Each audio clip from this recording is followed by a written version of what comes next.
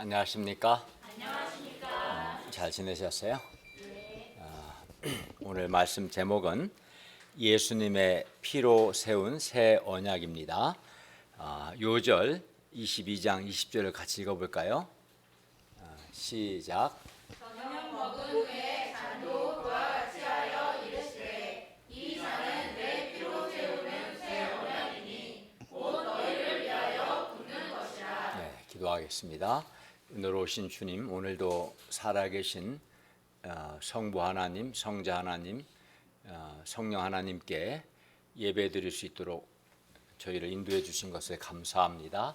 주님을 기쁘시게 하고자 하는 소원 가운데 예배를 드리고 또 하나님의 은혜를 사모하는 겸손한 마음으로 예배를 드리도록 도와주시기를 기도합니다. 우리의 많은 죄와 허물을 예수님의 피로 용서해 주시고 하나님의 말씀으로 우리 마음을 새롭게 하시며 은혜 주시기를 기도합니다.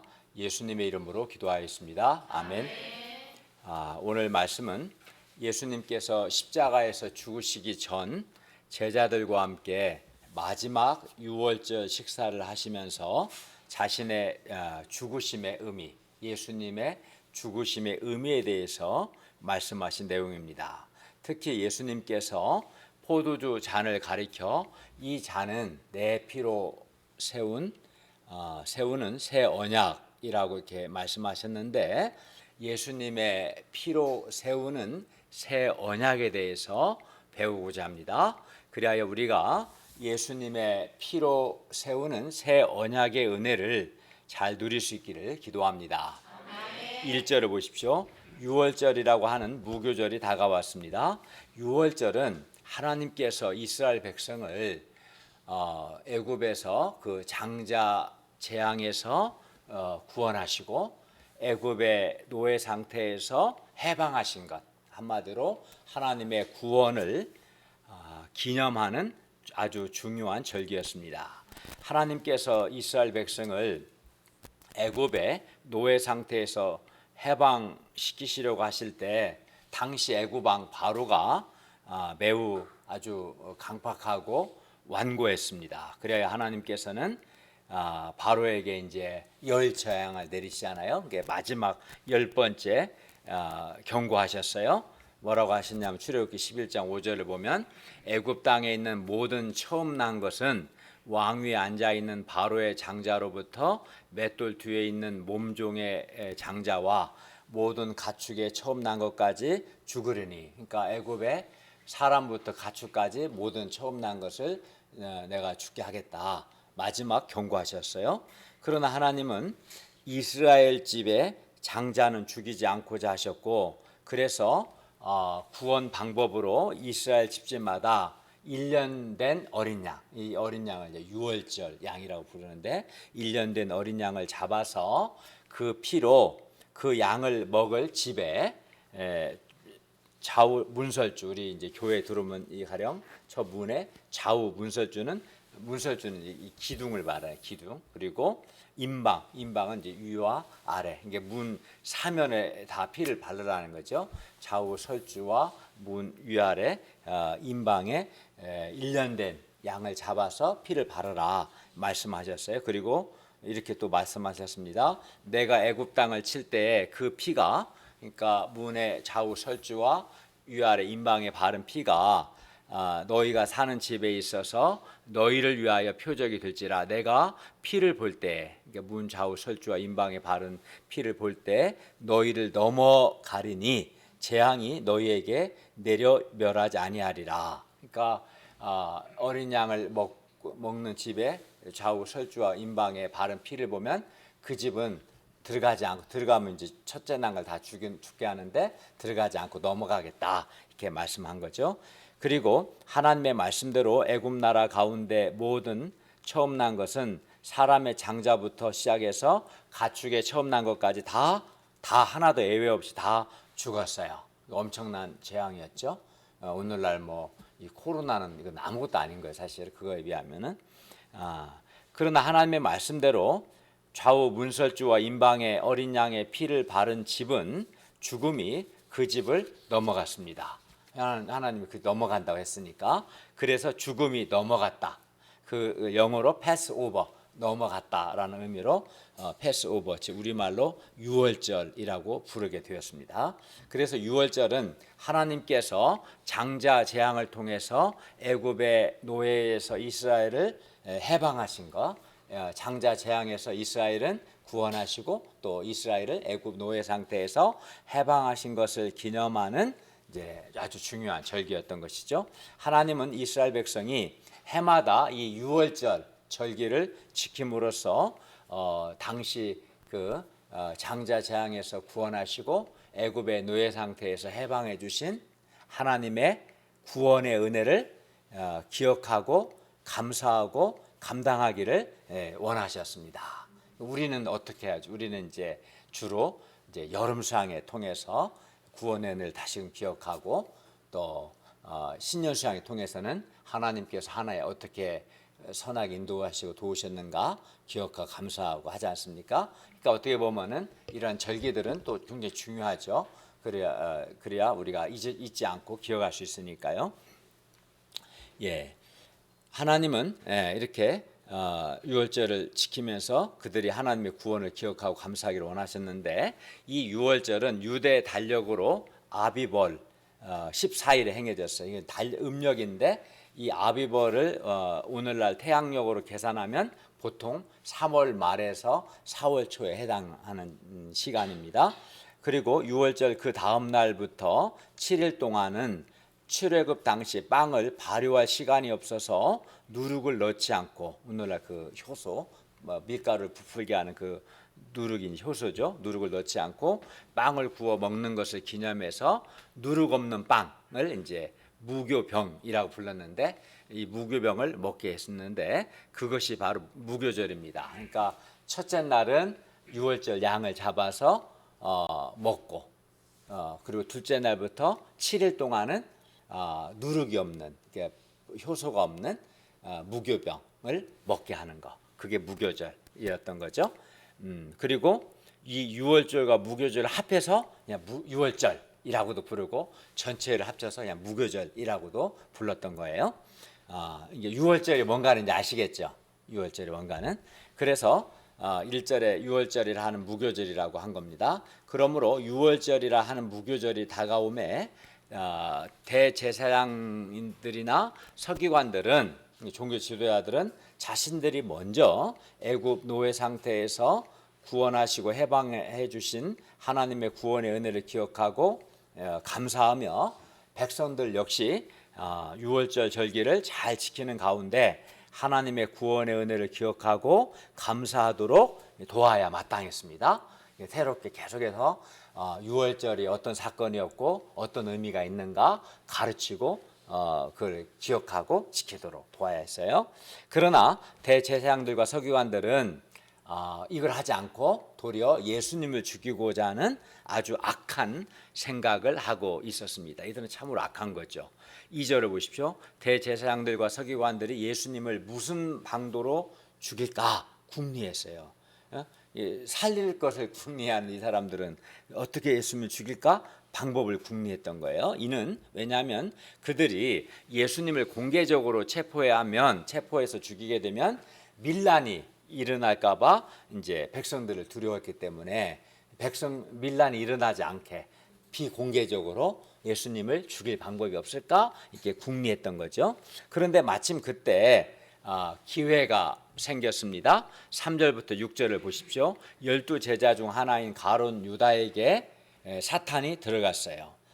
사탄이 왜 하필 가룟 유다에게 들어갔을까요? 12제자 중에서.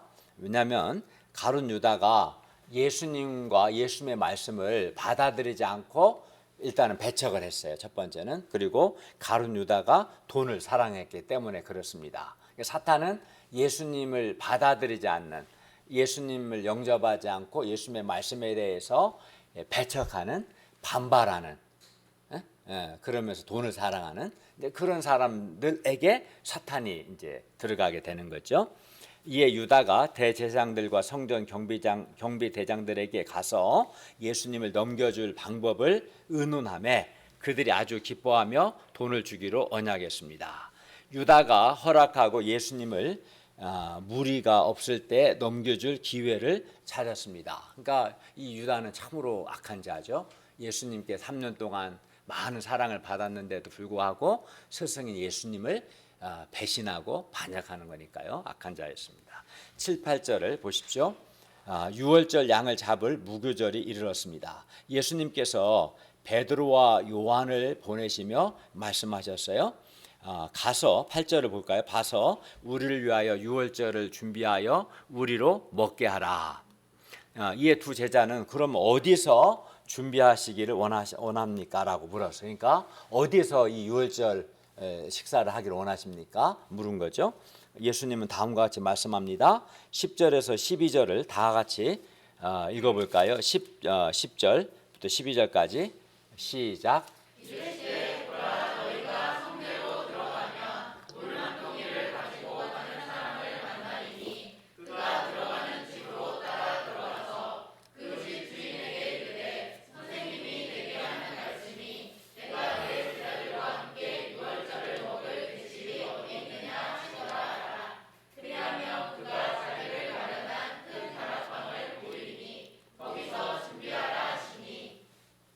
예, 10절에 그 물 한 동이를 가지고 가는 사람은 원어를 보면 물 한 동이를 가지고 가는 남자입니다. 남자. 그런데 이 사람은 아주 특이합니다. 왜냐하면 당시, 지금은 안 그러겠지만 당시 일반적으로 이스라엘 남자들은 물을 운반할 때 가죽 부대에 물을 담아서 어깨에 메고 다녔고요. 물동이는 일반적으로 여자가 가지고 다녔기 때문입니다. 그러니까 물 한 동이를 가지고 가는 남자는 없는 거죠. 가죽 부대에 물을 담아서 어깨에 메고 가는데, 그런데 그렇기 때문에 물 한 동이를 가지고 가는 남자는 눈에 탁 띄죠. 보통 남자들은 다 가죽 부대에 물을 담아서 가지고 가야 하는데 이 남자는 여자들이 하는 물 한 동이를 가지고 가니까요. 그래서 바로 눈에 띄었을 겁니다. 13절을 보십시오.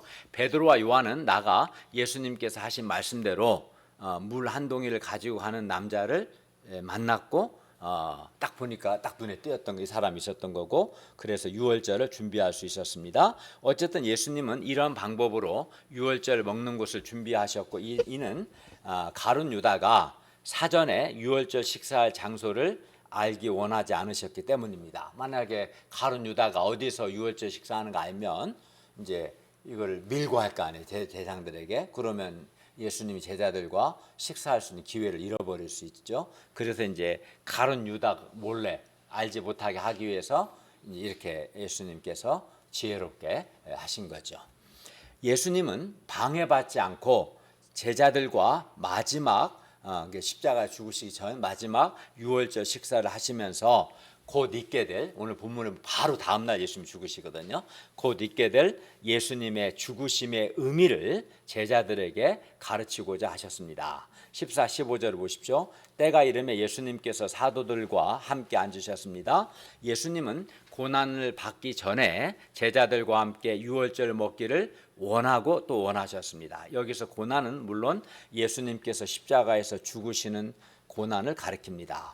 예수님은 십자가에서 죽으시기 전 생의 마지막 시간에, 그 마지막 시간에 제자들과 함께 유월절 먹기를 원하고 그토록 원하셨습니다. 왜냐하면 십자가에서의 자신의 죽음을 유월절 사건과 연결시켜서 이제 예수님의 죽으심의 의미를 제자들에게 가르쳐 주기를 원하셨기 때문입니다.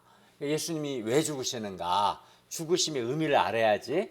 예수님이 죽으시는데 죽으심의 의미를 모르게 되면 이제 큰일 나게 되는 거죠. 그래서 죽으심의 의미를 가르치기를 원하셨던 거죠. 16절을 볼까요? 내가 너희에게 이르노니 이 유월절이 하나님의 나라에서 이루기까지 다시 먹지 아니하리라. 이 유월절은 이스라엘이 아까 뭐라고 그랬어요? 장자 재앙에서 구원받고 애굽의 노예 상태에서 해방된 것을 기념하는 절기라고 했어요. 그리고 유월절이 이루기까지인데, 이루어진다는 것은 유월절이 성취되는 걸 가르쳐, fulfilled, 성취되는 것은 한마디로 죽음에서 해방되는 것을 가르쳐요. 근데 이제 이스라엘 백성이 출애굽 당시에는 애굽에서 이제 애굽 그 죽음에서 구원받았지만 나중에 또 죽잖아요, 그죠? 그래서 근본적으로 이제 죽음에서의 구원은 언제? 예수님의 죽으심을 통해서 하나님 나라에서 최종적으로 성취가 된다는 것을 의미합니다. 전통적인 유월절 식사에서는 그리고 4번에 걸쳐서 포도주를 마셨다고 합니다. 좀 복잡한데 가장 그 집의 가장이 유월절에 대해서 이제 가장 먼저 하나님께 감사기도를 하겠죠. 그리고 나서 첫 번째 포도주를 마십니다. 아마 17절이 여기에 해당될 겁니다. 17절을 보십시오. 이에 잔을 받으사 감사 기도하시고 이르시되 이것을 갖다가 너희끼리 나누라. 그리고 누룩 없는 빵과 성전에서 희생 제물로 드린 양의 고기와 쓴나물 등이 유월절 음식으로 나옵니다. 당시 유월절에 원래 출애굽 당시 유월절에서는 이제 주된 메뉴가 양을 잡았잖아요. 1년 된 양을 잡았잖아요. 잡아서 피를 문의 임방과 설주에 이렇게 발랐잖아요. 그리고 그 양의 고기를 먹는 양의 고기가 주 메뉴가 됐던 거예요. 그리고 쓴나물도 먹고 그다가 이제 빵과 포도주도 마시는. 근데 이때 가장 나이 어린 아들이 이 밤이 다른 밤과 구별되는 이유가 무엇인지 질문해요. 그러면 이제 가장은 이 사람이 아들이 오늘 밤에는 왜 우리가 평소와 다르게 누룩 없는 빵과 또 이 양과 쓴나물 먹어야 돼요, 아빠? 물어보면 아버지는 출애굽 이야기로부터로 대답을 하고 이제 그 식탁 위에 있는 누룩 없는 빵과 양과 쓴나물을 가리키면서 각각의 상징적인 의미를 설명하죠. 그러니까 유월절 우리가 왜 유월절을 지키고 유월절이 어떤 일인가 어떤 절기인가 이제 설명. 예를 들어서 이제 쓴나물은 애굽에서의 노예 생활의 고난을 상징한다고 이렇게 말해주는 거예요. 그리고 과거와 미래의 구속에 대해서 시편 113편 114편을 인용하여 하나님께 찬양하는 순서가 이어집니다. 그리고 두 번째 포도주잔을 마셔요. 그러니까 첫 번째는 유월절 식사하기 전에 할 때 이제 먼저 하나님께 감사기도하고 첫 번째 포도주잔을 마시고 두 번째는 유월절의 의미를 이제 매일 어린 아들이 물어보면 그 충분히 다 설명을 하고 나서 두 번째 잔을 마시는 거죠. 다음으로 이제 누룩 없는 빵을 가지고 감사기도를 하고 떼어서 각 사람에게 나눠준 후에 쓴나물과 함께 과일로 만든 소스에 찍어서 먹습니다. 그러니까 음식을 이제 빵을 먹고 나서 이제 식사가 끝나갈 무렵에 세 번째 잔을 가지고 감사 기도하고 그때 시편 115편에서 118편을 찬송합니다. 그리고 이제 네 번째 잔을 마시면 이제 식사가 끝나죠. 아마 20절 포도주 잔이 여기에 해당되는 걸 봐요. 이거는 대해서는 여러 가지 견해가 있는데 어쨌든 중요한 거는 이제 네 번에 걸쳐서 포도주 잔을 마시고 네 번째 포도주 잔을 마시면서 이제 유월절 식사가 끝나는 거죠. 음식 아까 말씀드린 것처럼 양의 고기나 뭐 쓴나물이나 누룩 없는 빵이나 포도주 잔이 이제 주된 식사였던 거예요. 18절을 보십시오. 내가 너희에게 이르노니 내가 이제부터 하나님의 나라가 임할 때까지 포도나무에서 난 것을 다시 마시지 아니하리라. 여기서 예수님께서 하나님의 나라가 임할 때라는 예수님의 죽으심과 부활을 통해서 하나님의 통치가 완전히 성취되는 그때를 가리킵니다. 예수님은 제자들에게 자신의 죽으심과 부활을 통해서 하나님의 나라가 반드시 임할 것이다는 확신을 주시기 위해서 이제 네 번째 포도잔을 보류하신 거죠. 이 네 번째 포도잔을 마시면서 식사가 끝나야 하는데 이 네 번째 잔은 내가 나의 죽음과 부활을 통해서 하나님의 나라가 완전히 성취될 때 그때 하나님 나라에서 같이 마시자 하고 남겨두신 거죠. 그리고 하나님 나라에서 이 유월절이 근본적으로 성취될 거다. 유월절의 핵심은 죽음의 사자가 죽음을 그 집을 넘어가는 거잖아요, 그렇죠? 완전히 이제 죽음을 극복하게 되는 일이 하나님 나라에서 이루어질 거다 이렇게 말씀한 거죠.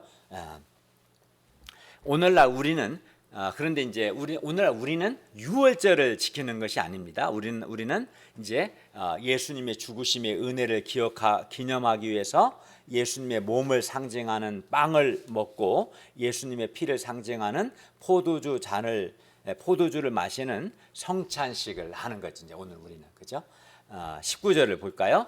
예수님께서 떡을 가져 감사 기도하시고 떼어 제자들에게 주시며 말씀하셨습니다. 이것은 너희를 위하여 주는 내 몸이라. 떡을 주시면서 이렇게 말씀한 거예요. 이 떡은 너희를 위하여 주는 내 몸이다.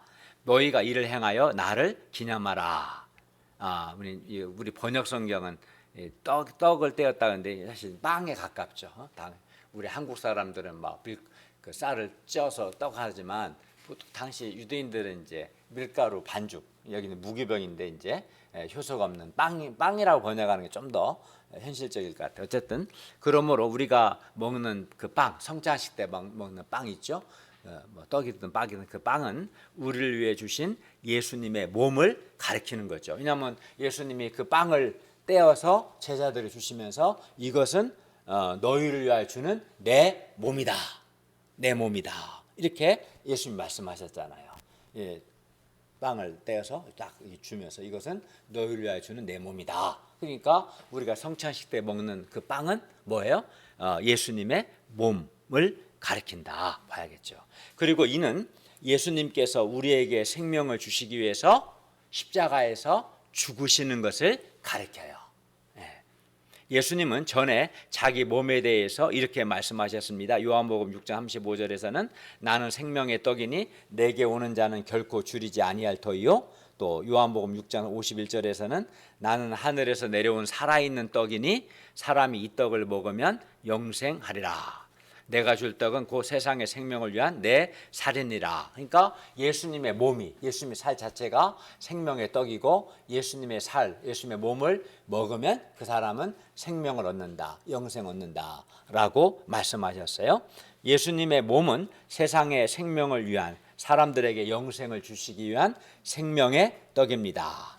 그렇기 때문에 예수님의 몸을 먹는 사람 어떻게 돼? 예수님의 살을 먹는 자, 몸을 먹는 자는 생명, 영생을 얻습니다.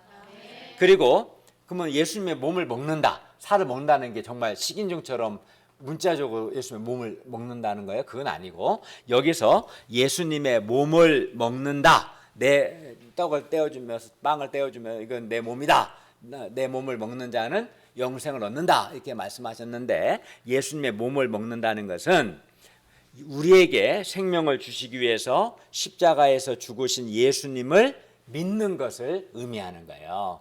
예수님이 빵을 떼어주면서 이것은 내 몸이다 라고 했던 것은 뭘 생각하고 말씀하셨냐면 예수님께서 우리에게 생명을 주시기 위해서 십자가에서 죽으시는 것을 생각하신 거고, 우리에게 생명을 주시기 위해서 십자가에서 죽으신 예수님을 마음으로 믿는 것이 바로 예수님의 몸을 먹는다는 뜻입니다.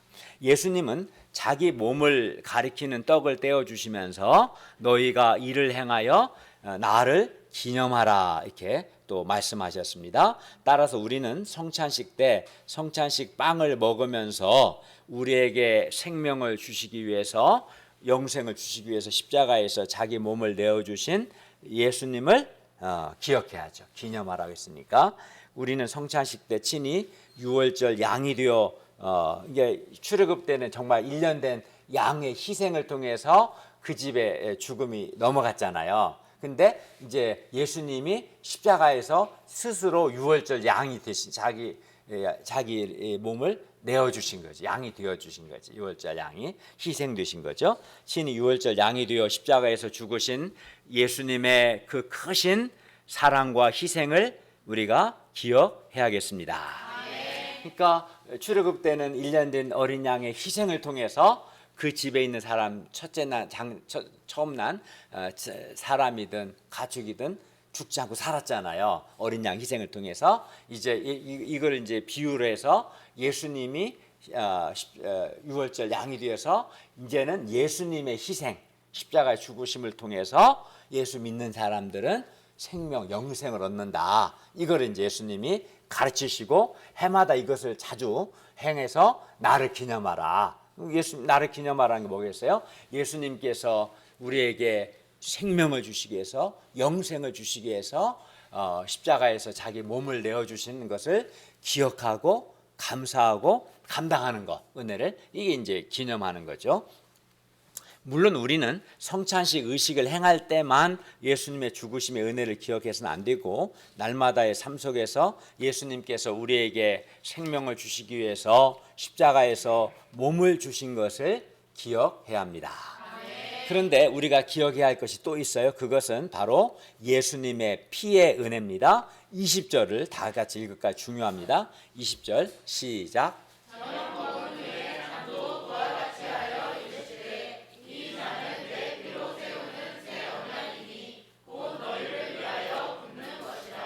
예, 본문에서 잔은 그 유월절 식사 때 마시는 이제 포도주 잔이죠. 이 잔을 이렇게 포도주 잔을 하면서 이 포도주는 그리고 이제 예수님의 피를 가리킵니다.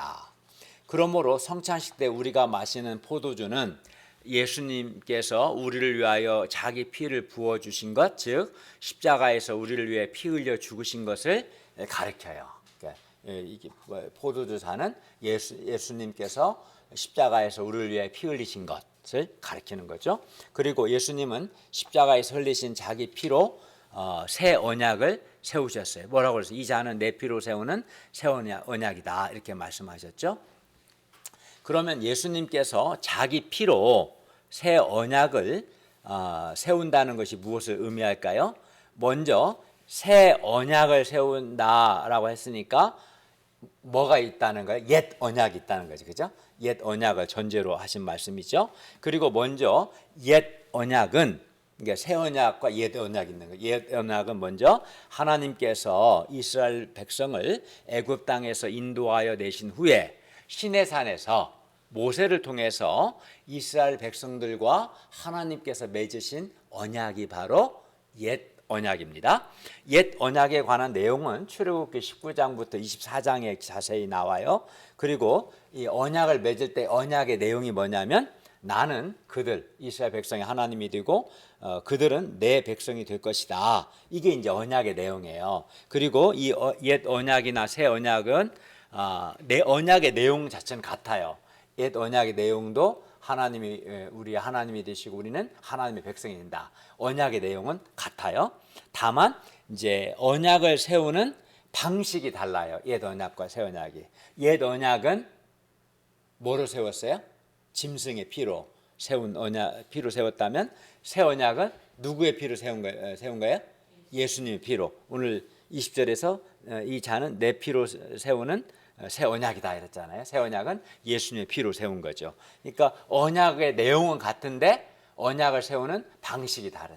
옛 언약은 짐승의 피로 세웠다면 새 언약은 예수님의 피로 세운 거죠.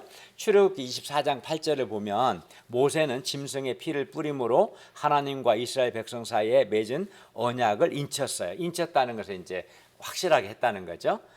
이때 언약서를 낭독하고 백성들이 준행하리라고 한 후에 그 언약을 견고하게 하는 의미에서 이제 모세가 짐승을 잡아 그 피의 절반은 제단에 뿌리고 나머지 절반은 백성들에게 뿌리면서 이는 여호와께서 이 모든 말씀에 대하여 너희와 세우신 언약의 피니라 라고 했어요. 여기서 이제 언약의 피라는 말이 처음 나온 거죠. 이것이 이제 언약의 피입니다. 그리고 여기서 짐승의 피는 우리가 이제 결혼식에서 결혼식을 견고하게 한다는 의미에서 서로 이렇게 반지를 교환하잖아요. 그런 거나 똑같은 거죠. 그러니까 하나님과 백성 사이에 언약을 맺고 그 언약을 우리 견고하게 한다는 의미에서 그 피를 짐승을 잡아서 피 절반은 제단에, 절반은 백성에 뿌려서 견고하게 했던 거죠. 그게 이제 언약의 피였던 거예요. 그리고 하나님은 이제 언약을 맺은 후에 백성들에게 돌에 새긴 십계명을 돌에 새겨서 주셨어요. 물론 여기서 십계명, 율법은 언약의 조건이 아니라 율법의 제3용도, 즉 이제 너희가 나와 언약을 맺은 백성이 되었으니까 율법을 지킴으로써 언약 백성에 합당한 삶을 살라라는 의미로 율법을 주신 거죠. 그러니까 율법은 그들의 언약 백성의 삶의 규범이었던 겁니다. 그러나 이제 이렇게 해서 언약을 적극 본인들이 원했어요. 감사함으로 언약을 맺고 언약을 인쳤어요. 또 그리고 율법을 주셨고, 그러나 이스라엘 역사를 보면 이스라엘 백성들은 반복해서 율법을 불순종해서 하나님의 말씀을 또 반복해서 온갖 우상 숭배를 하고 온갖 죄를 범했어요. 하나님은 이제 구약의 선지자들을 보내셔서 그들로 하여금 하나님과 맺었던 언약을 너희들이 기억하고 언약을 지키도록 권면을 하셨습니다. 그러나 이스라엘은 하나님의 말씀을 듣지 않았어요. 이스라엘 백성들은 아주 패역했고 완고했고 완악했어요. 그러나 하나님은 이러한 이스라엘 백성들의 이런 불순종과 반역에도 불구하고 백성들을 포기하지 않으시고 사랑하셨어요. 그리고 예레미야를 선지자를 통해서 날이 이르면 이스라엘 백성들과 새 언약을 맺을 것을 약속하셨어요. 그러니까 옛 언약을 맺었지만 백성들이 언약을 지키지 않고 파기했죠. 깨버렸죠.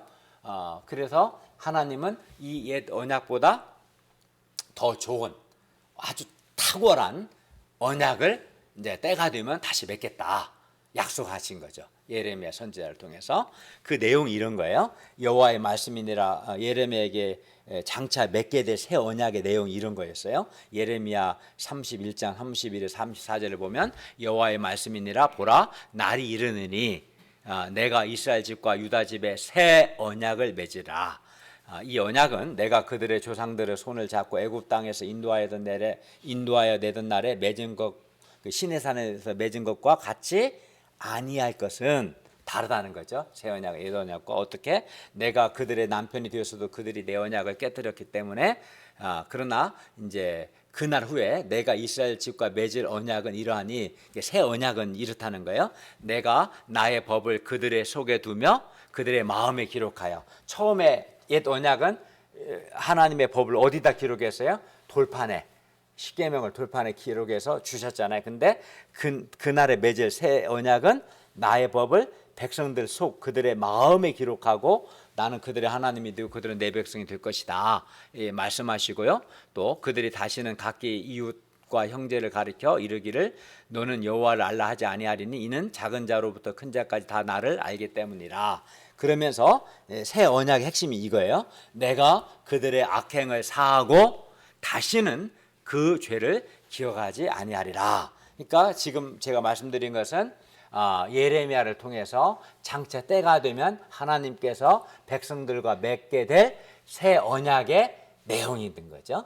그러니까 새 언약을 맺게 된 것은 그 이스라엘 백성이 옛 언약을 맺었지만 언약을 깼다는 거죠.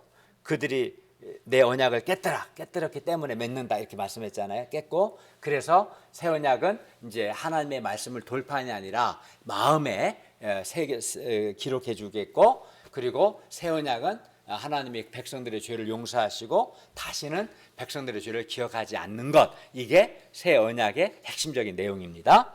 그리고 마침내 하나님께서 예레미야에게 새 언약을 맺으리라. 때가 되면 새 언약을 맺으리라고 말씀하신 그날이 이제 이르는 거죠.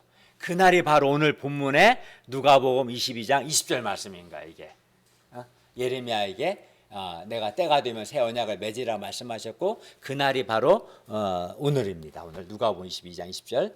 그리고 예수님이 이 잔은 내 피로 세우는 새 언약이니 곧 너희를 위하여 붓는 것이라. 이 말씀처럼 새 언약은 예수님의 피로 세워집니다. 그러니까 예레미야에게 말씀하신 언약이 새 언약인데 새 언약은 예수님의 십자가에서 흘리시는 피로 이제 세워진다는 거죠. 새 언약은 예수님의 피로 세워지고 예수님의 피의 은혜로 세워진 언약입니다. 그러니까 옛 언약은 짐승의 피로 세웠지만 새 언약 예수님의 피로 세우는 거죠. 옛 언약이나 새 언약이나 말씀드린 것처럼 언약의 내용은 동일해요. 나는 그들의 하나님이 되고 그들은 내 백성이 된다. 이 관계 자체는 달라지진 않아요. 그러면 새 언약은 옛 언약과 어떻게 다를까요? 무엇이 다를까요? 한 세 가지를 나눠볼 수 있는데, 첫째는 새 언약은 뭐라고 그랬어요? 예수님의 피로 세워졌고, 그리고 문제는 예수님의 피는 우리의 죄를 단번에 영원히 속죄합니다. 이 단번에란 말은 단 한 번에, 딱 단 한 번에 영원히 속죄하는 거예요. 이번에 그 백신은 어때요? 물론 백신 효력이 있지만 좀 부작용도 좀 덜어 있기도 하고요. 또 백신은 단번에가 아니에요. 1차 맞고 2차 맞이하고요. 그리고 또 돌파 감염이 있어요. 델타 변이 같은 또 다른 강력한 변이가 나타나면 이제 백신을 맞았어도 또 감염될 수 있잖아요. 그죠? 그래서 부스터 샷을 해야 한다. 그런 말도 나오고 하지 않습니까? 그러니까 단번에 안 되는 거예요. 이 백신은 부작용도 있지만. 그러나 예수님의 피는 우리의 죄를 단번에라는 말은 단 한 번에 십자가에 자기 몸을 자기 죽으심을 통해서 우리의 모든 죄를 영원히 다 속죄 용서하신다는 거예요. 단 한 번에 단 한 번에 드린 십자가에 자신의 그 예수님의 죽으심, 살이 찢기고 피 흘리신 그 죽으심의 은혜가 단 한 번에 그 죽으심을 통해서 우리의 모든 죄를 용서하신다라고 말씀하셨어요. 옛 언약은 짐승의 피로 세웠다면 새 언약은 예수님의 피로 세웠습니다. 그리고 예수님의 피는 우리의 죄를 단번에 그리고 영원토록 속죄하십니다. 즉 죄를 없애주십니다. 그래서 이제 새 언약에서는 이제 더 이상 옛 언약처럼 반복해서 제사를 드릴 필요가 없어요. 옛 언약에서는 제사장들이 반복해서 제사를 드릴 수밖에 없었고 사람들도 반복해서 죄를 짓고 또 제사 드리러 나왔는데 새 언약에서는 예수님이 뭐 반복해서 십자가에서 죽으셔야 하냐? 그렇지 않아요. 단 한 번에 십자가에서 우리 죄를 위해서 죽으신 것을 통해서 우리의 모든 죄를 용서하셨기 때문에 예수님은 두 번, 세 번 반복해서 십자가에서 죽으실 필요가 정주가 있을까요? 없을까요? 없겠죠. 그죠? 네, 없죠. 단번에 들으셨으니까.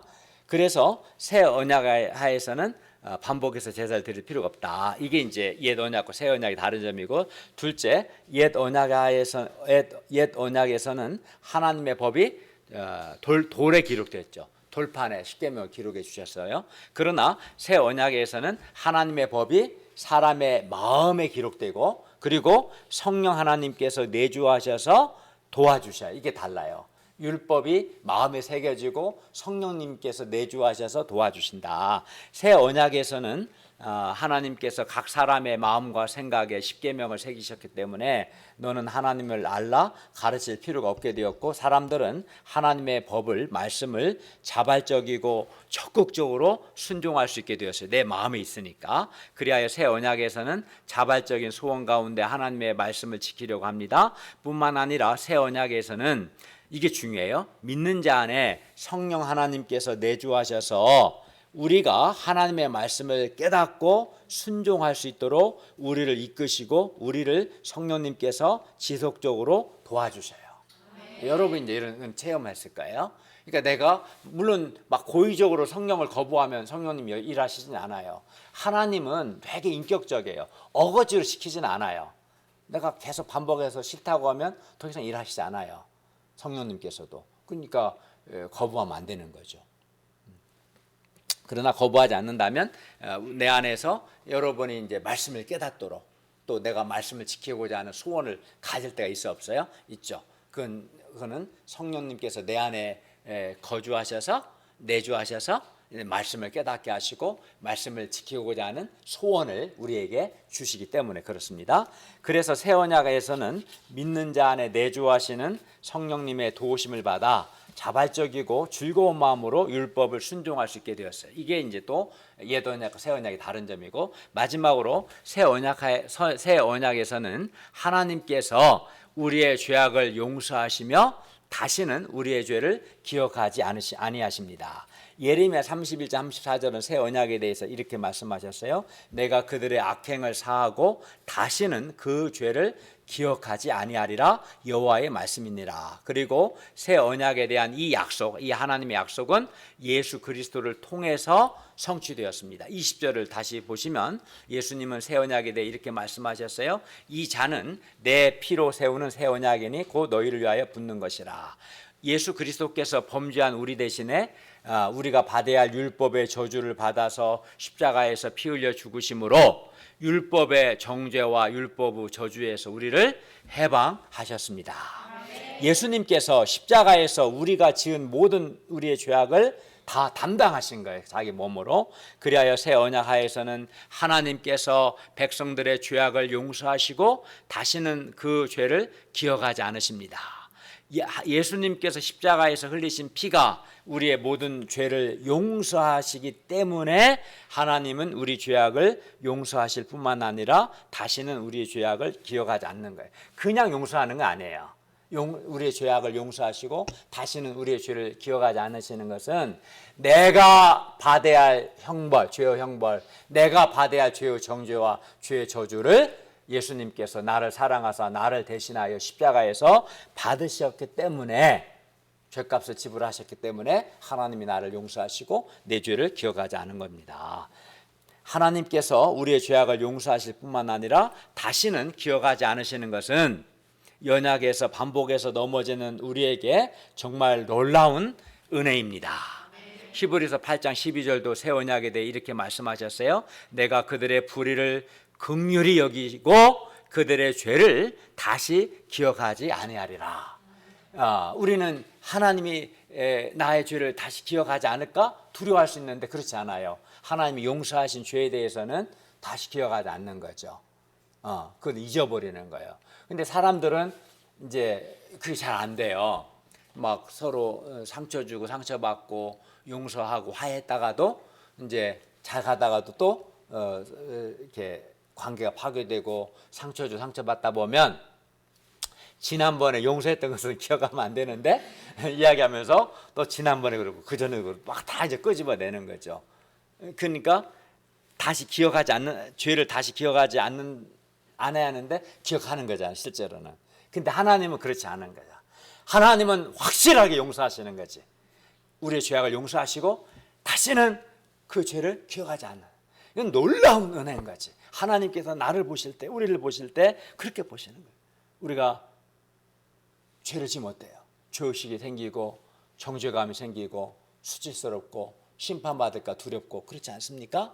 근데 예수님께서 내가 받아야 할 죄의 정죄, 저주, 형벌을 대신 받으셨기 때문에 그 예수를 믿는 그 믿음을 보시고 주님께서 나의 죄악을 용서하시고 다시 기억지 않은. 그러니까 예수님의 이 죽으심의 은혜는 정말 놀라운 은혜고 예수님의 피로 세운 이 새 언약은 정말 놀라운 은혜죠. 왜냐하면 하나님이 예수님 피로 세운 새 언약의 핵심이 우리의 죄악을 용서하시는 것이고 다시는 우리의 죄를 기억하지 않으시는 것이니까요. 그리고 옛 언약에서 염소와 황소의 피와 및 암송아지의 죄를 부정한 자에게 뿌려서 그의 육체를 정결하게 하여 거룩하게 했다면 새 언약에서는 영원하신 성령으로 말미암아 흠없는 자기를 하나님께 드린 예수 그리스도의 피가 우리의 양심을 죽은 행실에서 깨끗하게 하고 살아계신 하나님을 섬기게 합니다. 뭐가요? 예수님의 피가. 내 노력, 내 공로가 아니라 예수님의 피가 나의 양심을 깨끗게 하고 하나님을 섬기게 하는 거죠. 뿐만 아닙니다. 우리는 예수님의 피의 은혜를 의지하여서 하나님의 은혜의 보좌 앞에 날마다 담대히 나아가서 하나님의 도움을 받을 수 있어요. 오늘날 뭐 청와대 아무나 갈 수 없잖아요. 약속을 받아야 돼요. 내가 뭐 대통령 좀 만나고 싶다 해서 만나줄까요? 안 만나줄 것 같아요. 아무나 안 되잖아요. 자격이 있어야 쉽지 않아요. 근데 하나님은 참 더 높으신 분이잖아요.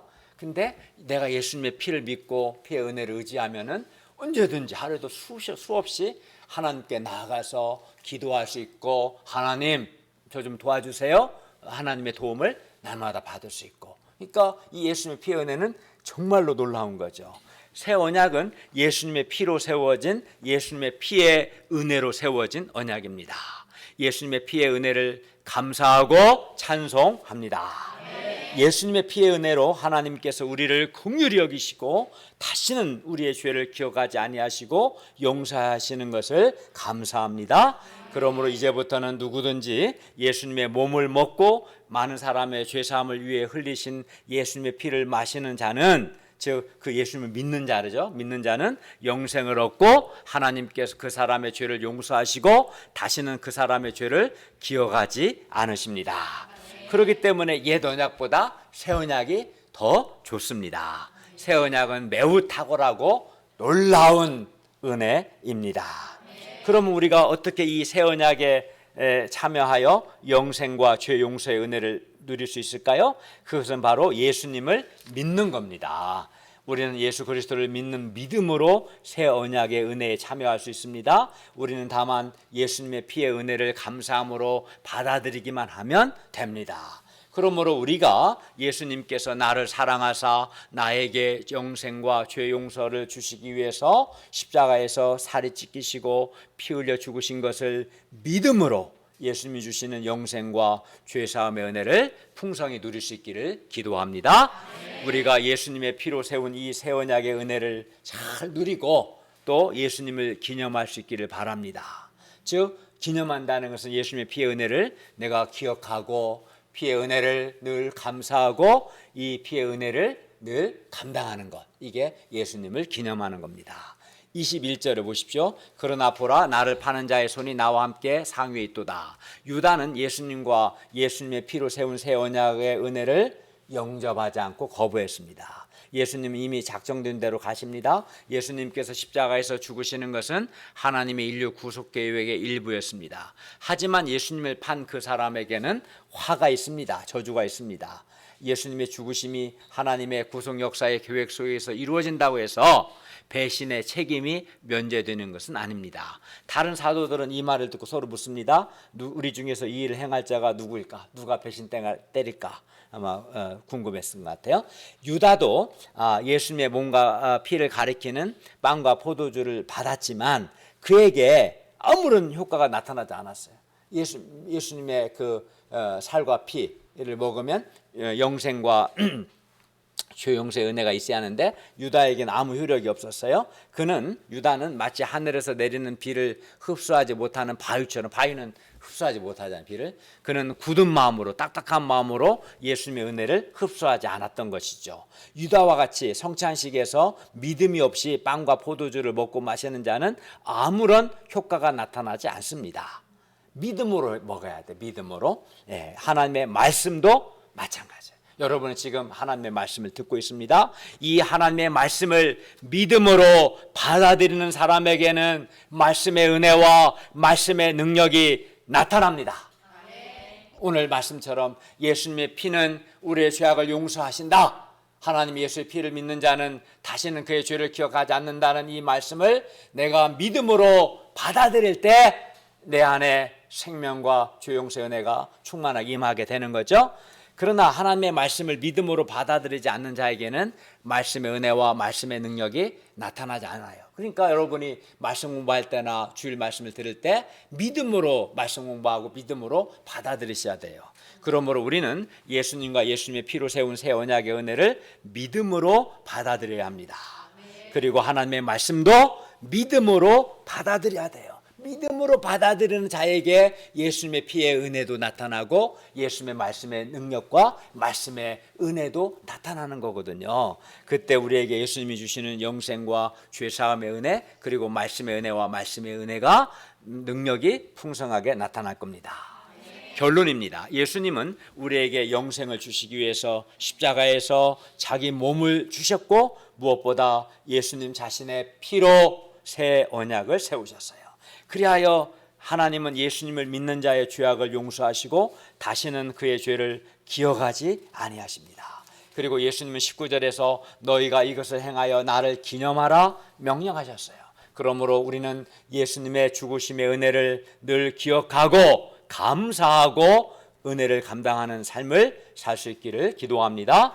그리고 우리가 예수님의 몸을 먹고 예수님의 피를 마심으로, 즉 예수님의 죽으심의 은혜를 믿음으로 먹고 마신다는 걸 믿는 거죠. 믿음으로 우리 안에 예수님이 주시는 생명과 죄의 용서의 은혜가 더욱 풍성해지기를 기도합니다. 기도하겠습니다. 은혜로우신 주님, 예수님께서 예레미야가 예언한 대로 예수님의 피로 새 언약을 세우신 것을 감사합니다. 무엇보다 예수님의 몸을 먹고 예수님의 피를 마시는 자에게 생명과 죄 용서의 은혜를 주셔서 감사합니다. 우리가 예수님의 이 죽으심의 은혜를 믿음으로 받아들임으로 주님이 주시는 생명과 죄 용서의 은혜를 풍성하게 누리고 이 은혜를 기억하고 감사하고 이 은혜를 감당하는 삶을 살게 하여 주시옵소서. 가룟 유다처럼 굳은 마음으로 이 말씀을 듣지 않고 겸손한 마음으로 주님의 말씀을 또 은혜를 받아들임으로써 우리 안에 주의 용서의 은혜와 말씀의 은혜와 능력이 풍성하게 되기를 기도합니다. 예수님의 이름으로 기도하였습니다. 아멘.